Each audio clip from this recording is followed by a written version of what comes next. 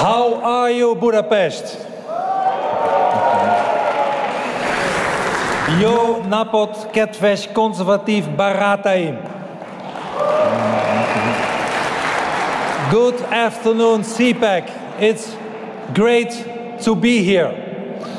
And I'm very honored to address you today.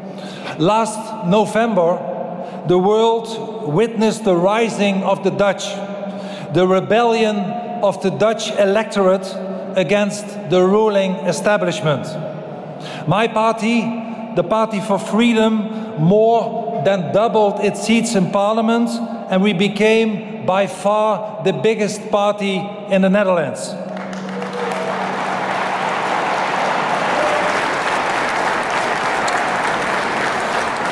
And today we are negotiating, forming a new government.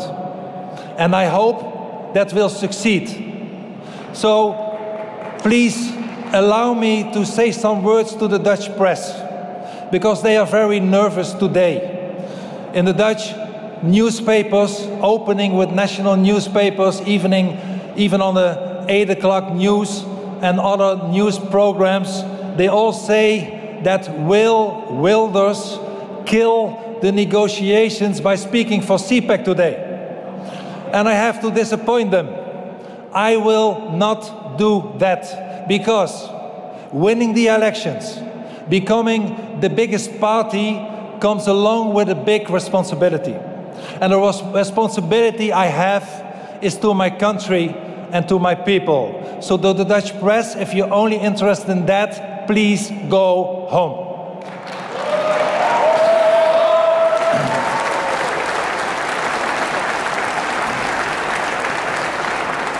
My friends, a lot of people ask me, how did we do that? Win the elections in Holland? And I'm here to tell you. But let me first emphasize that we are standing on the shoulders of giants. Not just Dutch giants. Heroes as Pim Fortuyn or Theo van Gogh, both murdered in my country as martyrs of freedom.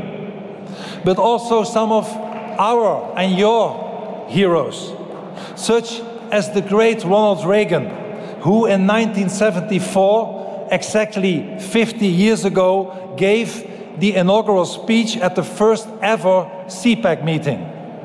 And much has changed in the last 50 years. Much has changed for the better, such as the liberation of Eastern Europe. But much, unfortunately, has also changed for the worse. New and serious threats have emerged. And that is why CPAC is still necessary. Indeed, it is more needed than ever. Winston Churchill, another giant of the West, once said, and I quote, "Courage is the greatest virtue because it guarantees all the rest," end of quote. And Churchill was right. Courage leads to bravery, and bravery is the prerequisite for victory. And that, my friends, is exactly why I have come to Budapest. To encourage you, to call you to bravery, to support you in your way and your route to victory. And I am extremely happy by doing so in Hungary, the country of my beloved wife Christina, and the country of my dear friend Viktor Orban, who I just met.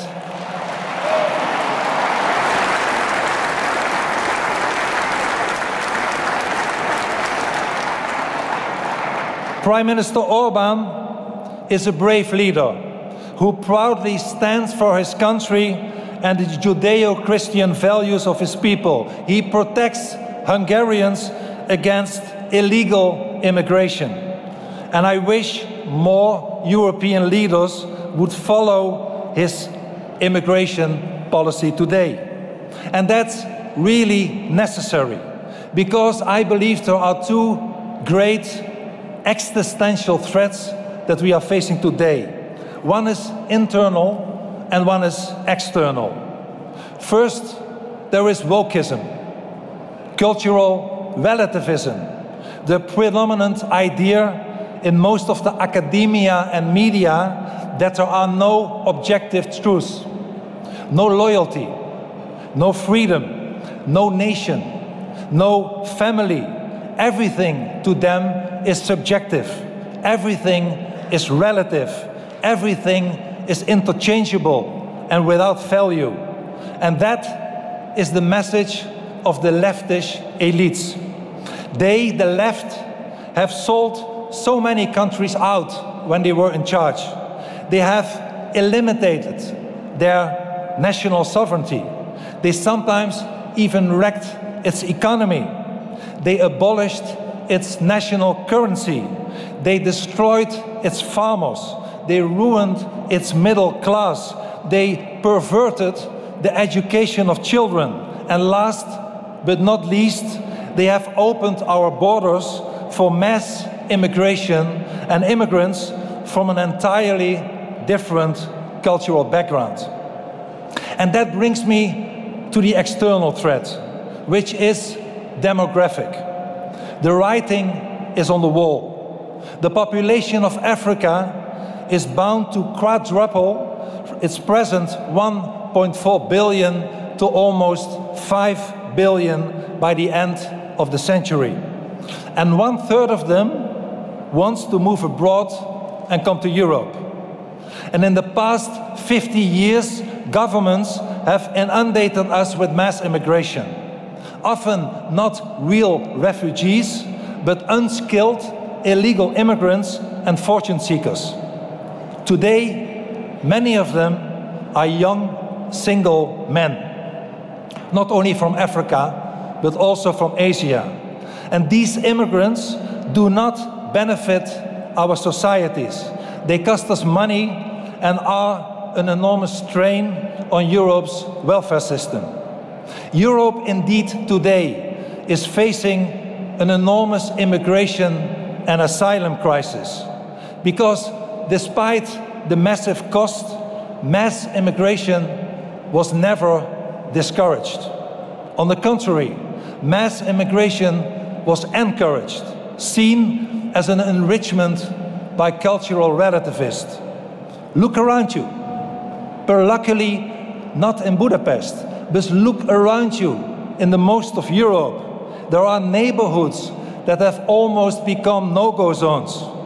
Territories where our women and daughters are no longer safe, and our Judeo-Christian values have totally disappeared.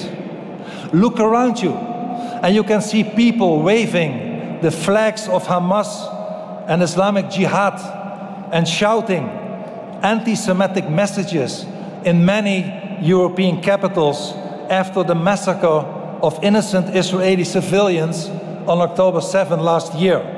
And it's no surprise. The Arab Center of Research and Policy Studies shows that 67% of the Arab world consider this barbaric massacre legitimate. My friend, 2024 does not only mark the 50th anniversary of the first CPAC conference, but also the 20th year that I lost my personal freedom. 20 years ago, in 2004, I had to flee my home because Islamic fanatics put me on their death list. For 2 decades now, my wife and I have been living in army barracks, in prison cells, in government safe houses, under 24/7 police protection, only in order to stay alive. Why?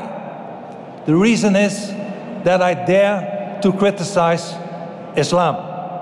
Mullahs and imams have put many fatwas on my head to kill me. But we never give in to totalitarianism. We never give in to violence. We never give in to death threats. Our freedom of speech is sacred, and we never ever compromise with the truth. Never.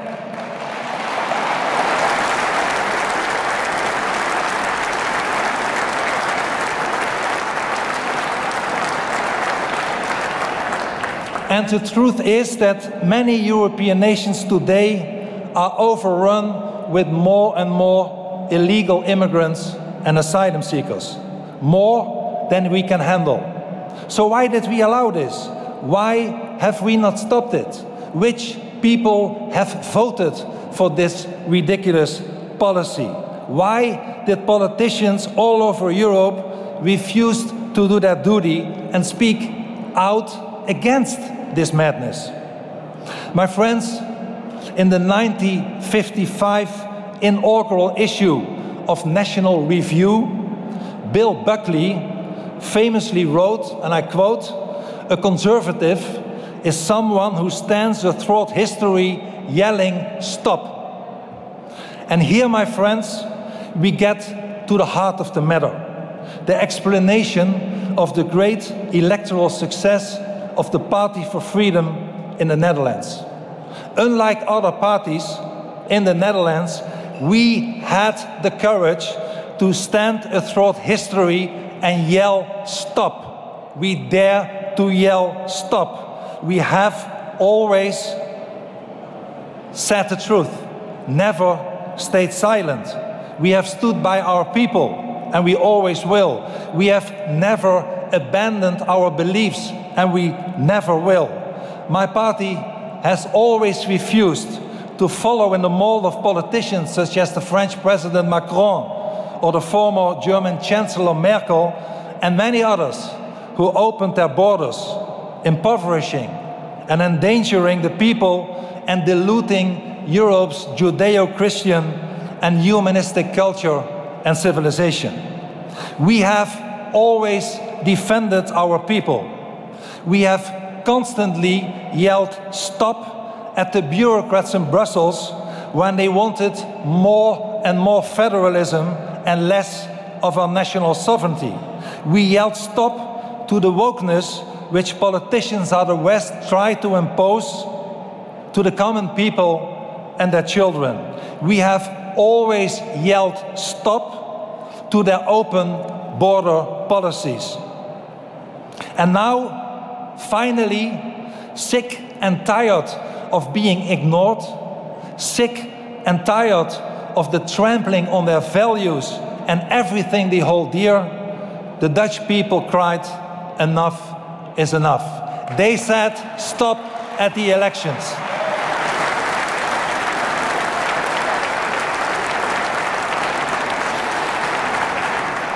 They said "Stop!" and they flocked to us. Almost 25% of the Dutch voters, 2.5 million people, backed us because they understood that we and we alone have always been on their side. And here is my message to you, brave conservatives who are standing throughout history, yelling "Stop!" My message to you is that if you yell "Stop!" at these ridiculous policies, millions of decent, good citizens will join you because they have had enough, because they want to save the future of their children and live in dignity in their own land. And that, my friends, is why you should take courage. Continue the good fight. Finish the course. Keep the faith. Realize that you stand on the shoulders of giants and be the champions of the truth.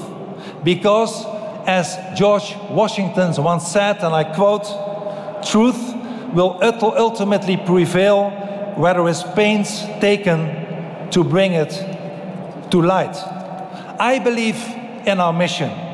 I believe in our people. I believe in you. Together we have the strength of masses, cultural conservatives who defend national sovereignty, who defend Judeo-Christian values, are today on the rise in Europe, getting stronger and stronger every day. And we will continue to force to stop illegal immigration. And we will, I can promise you that, as long as good conservatives, if we yell "Stop!" at the right moment, the people will follow us and we will win more and more elections. Good luck to you and thank you for inviting me. Thank you.